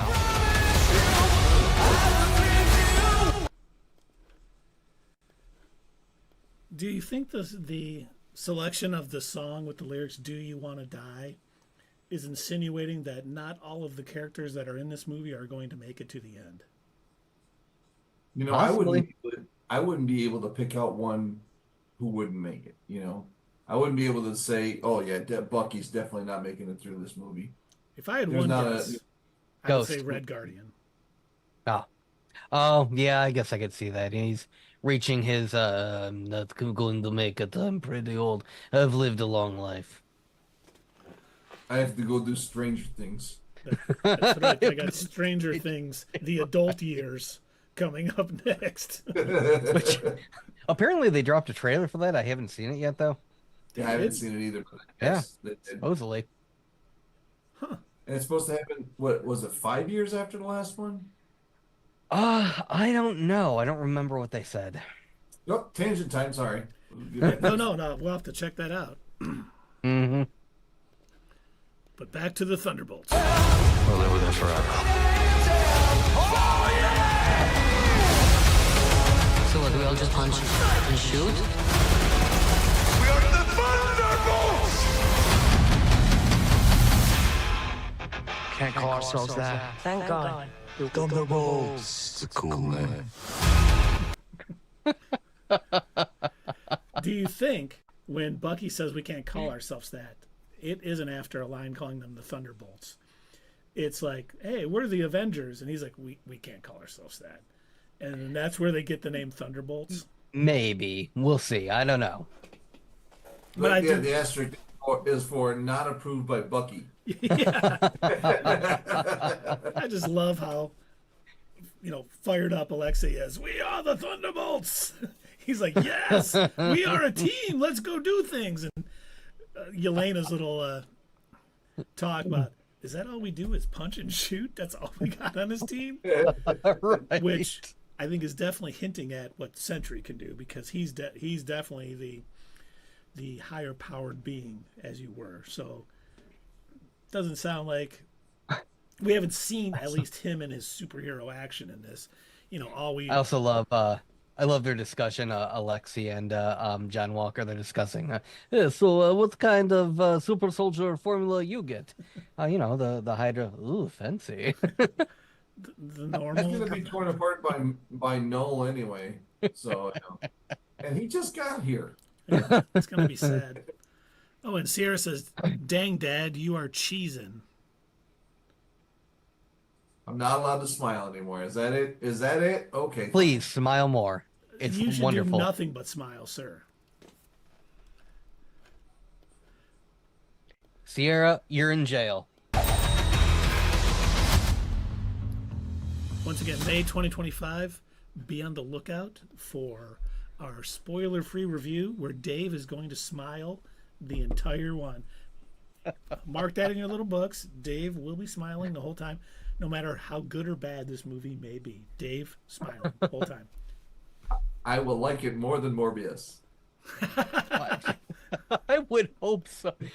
Let's hope it's good enough to be. Dave loved Morbius. I don't know if you remember that. It was such a movie.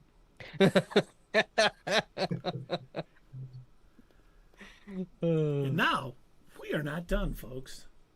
Uh-oh. Oh, boy. Yeah, let me guess. They're going to show us What If. Without further ado, since Doug has ruined the surprise. Oh, please. Like it was really a surprise. People were shocked. They were like, oh, there's more? What could this possibly be? They might not have known the drop today. But we're going to watch the trailer for What If Season 3, coming this December 22nd, just like, was it last year or 2 years ago?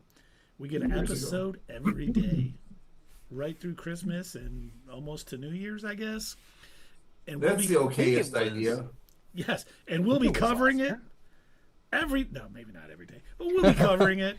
Dave, once again, will be smiling throughout it. It's his favorite time of the year. He'll be cheesing up a storm. That's right. I remember because Ryan Airy from Screen Crush was throwing a big hissy fit about that. Like, how are they putting it out every day? Some of us want to take holiday breaks. And he was like on Twitter complaining about it. He was on YouTube complaining about it. And he's like, I can't cover this every day. It's like, nobody asked you to, man. Like, you don't have to do that. Yeah, no one was sitting on Christmas Day going, God, where's the Screen Crush breakdown to today's episode of What If? I need to know more about Kahari and stuff. I'm going to unsubscribe. Yeah. I really need my 155 Easter egg video. All right. Are you gentlemen ready? I'm ready.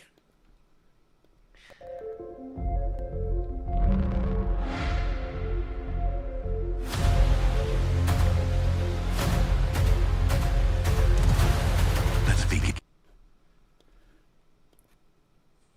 And as we said, it does come out December 22nd. We said that, but there was a lot of characters in there. We saw Bucky, we saw Red Guardian, we saw Agatha Harkness, we saw Riri Williams, we saw the White Vision.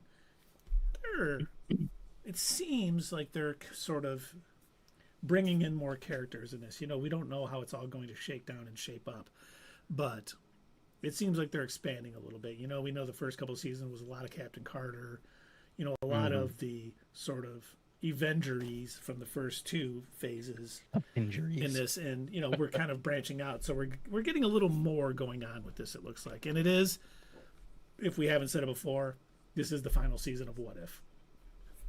Yep. Which I'm kind of surprised that they're doing that. Like, you know, I knew that it was going to eventually, you know, they're going to reach the point where they ran out of what if stories, but I'm a little surprised that they've decided, okay, this is it. 3 seasons. We're done. We're out. We're not going to do any more than that. I wonder if it just happens to be because the multiversal saga hasn't been as popular. Successful. As they hoped. Yeah. Maybe, but I don't know. Like, I feel like the whole what if of it all seemed to, I can't find like a less fancy word to this. Don't take this as like I'm giving it high praise or anything. But I feel like the what if episodes almost transcended, or they were in a different realm than the rest of the multiverse saga, because they really were like that. The question, what if this happened instead? You know, how would the story change? And I always love stories like that. I like, you know, kind of playing with a theory of what if this one thing was different. But you know, this What If series has kind of gotten further from that. It's not, each episode isn't like just what if, you know, Ultron brought 1,000,001 robots instead of just 1,000,000 or whatever. You know, it's sort of streaming all of these stories and connecting them together. And so, you know, maybe they'll have another iteration later on, but maybe this is all that they need to kind of set up Secret Wars, or, you know, whatever they're going to set up. Okay. Up for an adventure? Always. We don't mention it, David. To understand, Man, the animation looks a lot. you must learn to see. You know, I'm glad you said that, Dave, because when I was watching this today, I was like, man, it looks like they put a little more effort into this season than we had before. Like the first 2 seasons I enjoyed, they were good, you know, nothing, you know, spectacular, but it does look like they're putting a little more time and effort into making this look a lot better. Well, final season, give it a bigger budget. Yep.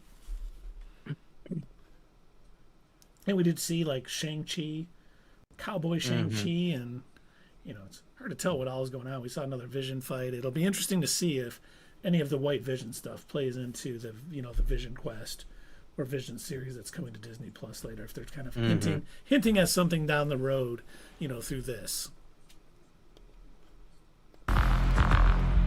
What exactly are you proposing? It's showtime. Here we go! Howard, are you sure you can fly this? Are you kidding? I'm a duck. I was born to fly. Strap in. No way.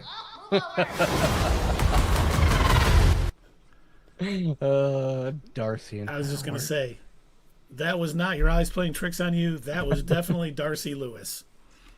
And that sounds like her actual voice, you know, her actual voice, a real actress. Yep. So I'd have to look at the credits to see if they actually did bring her back to voice, you know, her character in this, or if they just got somebody that sounds eerily similar to her. I think it is her, because we know that Catherine Hahn's doing the Agatha, and oh, good. All right. You know, what's his name's doing the Red Guardian. So they got a lot of outside, if you know, what's her name? Captain Carter. Why can't I think of the actress's name? Haley Atwell. Yes, Haley Atwell's doing the Captain Carter stuff. So they do, you know, outside of Brie Larson not doing the Captain Marvel the one season and stuff. You know, they do. And there's a character that comes up later that is voiced by her. Well, I won't spoil it. We'll talk about it when we get to it.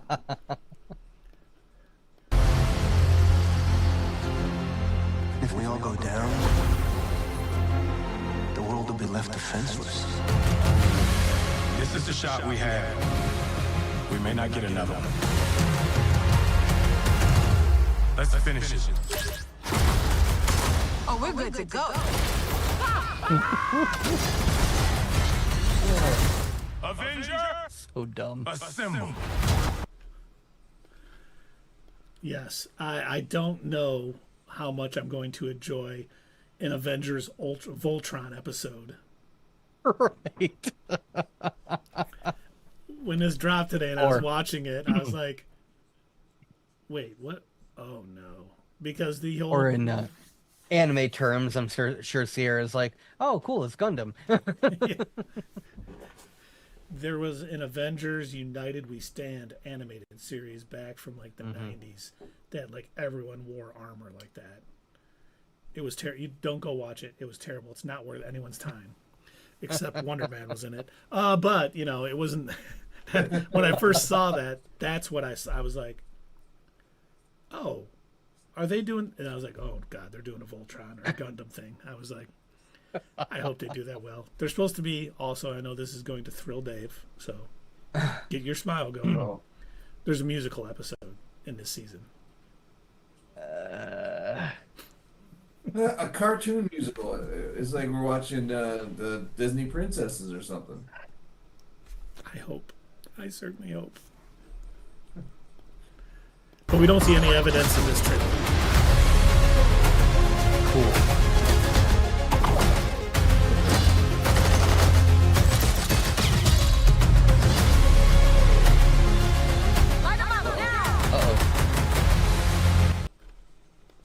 What are you uh-ohing about?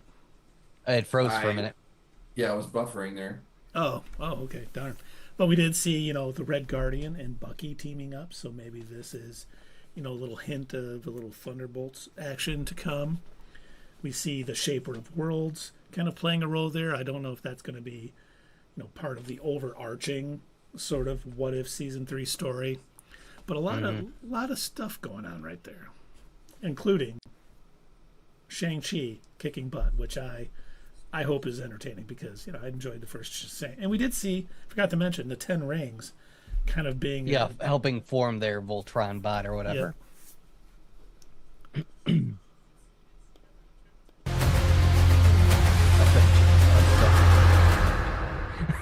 This is where your story ends.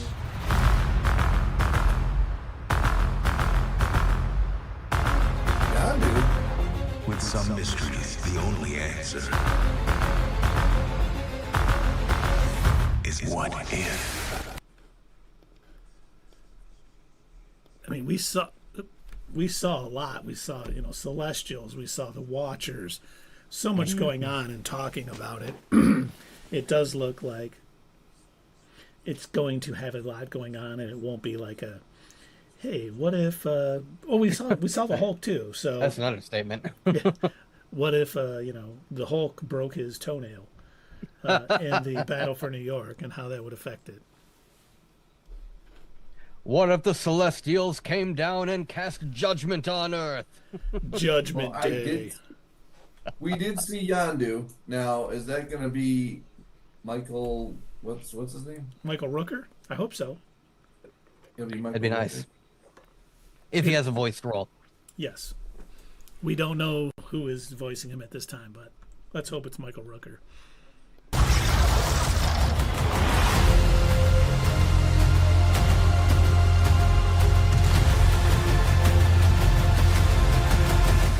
Maybe it's time that we called in some help. I am Storm, Goddess of Thunder. Yes. That was Storm? Yeah, that was my favorite part of the trailer. You know, there was Indeed. An X-Men annual at one point where Aurora did take control of Mjolnir and become the Goddess of Thunder. So it's nice kind of seeing that here. She's already so OP. Having Mjolnir also on top of it, like, I mean, oh, dude, that might be the thing, the one thing in this entire trailer that's making me, you know, think, okay, I'll enjoy watching this. But right now, it's not difficult to guess out of those 3 trailers that we've seen so far, which one am I least excited about right now? That's an easy one. Yes, they really, because it's like 8 episodes with probably different stories that are tying in. It was probably hard to weave it together into anything coherent for a trailer. Because you get a little White Vision, you get a little Cowboy Shang-Chi, you get, Storm, the goddess of thunder. So a lot of things. Hopefully it's, good, but I think it's harder to put together a trailer for a show like that than something that has a cohesive, story over, 8 episodes or so, or just a movie. It's and that's easy. the one we're going to see before the other ones. Yep, that'll be the first one we see. Yep. Mm-hmm. It's coming out December 8th, it said? Yep. We'll be watching 22nd. We'll be watching Skeleton Crew, and something else is coming out. Raven. Well, that's coming out in one day, but hold on a sec. Another show? Yeah, something else is coming out in December. What the heck is it? Hey, you're crazy. You're crazy. Oh, Creature Commandos.